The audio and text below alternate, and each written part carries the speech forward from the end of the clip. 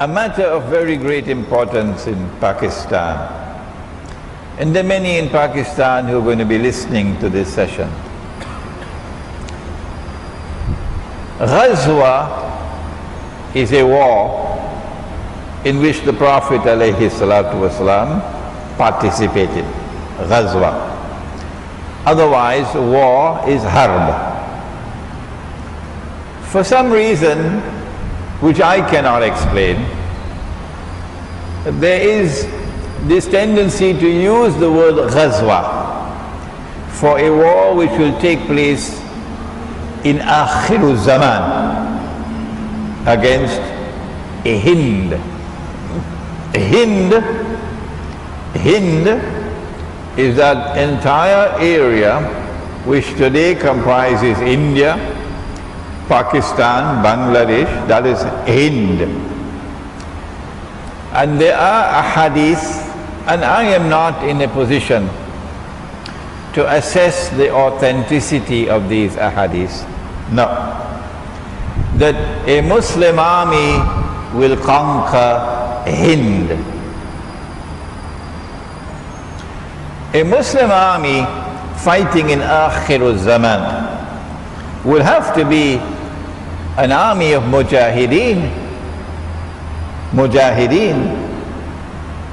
I don't know, and perhaps you can help me and correct me, whether any armed force of any country in the world today, including the Pakistani armed forces, have ever described themselves or will ever describe themselves as mujahideen.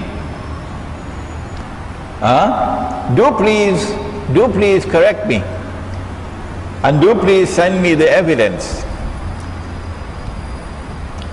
that the head of the armed forces of Pakistan ever described his soldiers as mujahideen engaged in jihad. I don't think armed forces of secular nation states use that kind of a language. No. Secondly, the army which will conquer Hind, and today India is Israel's most strategic ally in the world after the United States. So of course, if this is going to take place, I'll be very happy about it. Oh yes, this is Israel's most strategic ally.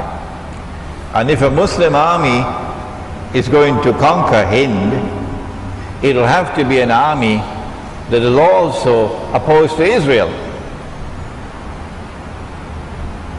Is the Pakistan armed forces like that? Correct me if I'm wrong. But since 9/11, it's almost 10 years now since 9/11.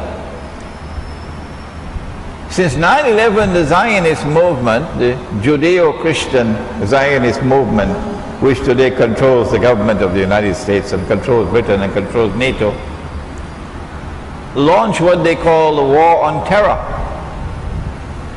And you and I know that the War on Terror was actually war on Islam. The only people who don't know that are the governments and the people who control newspapers and television. But the rest of us know that war on terror was war on Islam. And correct me if I'm wrong, I believe that the Pakistan armed forces have actively supported the American war on terror for the last 10 years and have received handsome rewards in US dollars for that. Is this the armed force that is going to conquer India? I don't think people with even 5 rupees worth of intelligence would accept such a proposition. It is not my intention to be disrespectful at all to the soldiers, to the men in the armed forces of Pakistan. I'm sure that I probably have lots of fans amongst the armed forces in Pakistan. Those, however, who command strategic decision making in the Pakistan armed forces and who controls strategic decision making in the government have for the longest while remained on the side of the Zionist movement. And so I say you have to be actually living in Disneyland to believe that the Pakistan armed forces are going to be the force that is going to conquer India. Excuse me for my language, Pakistani people, but that's nonsense.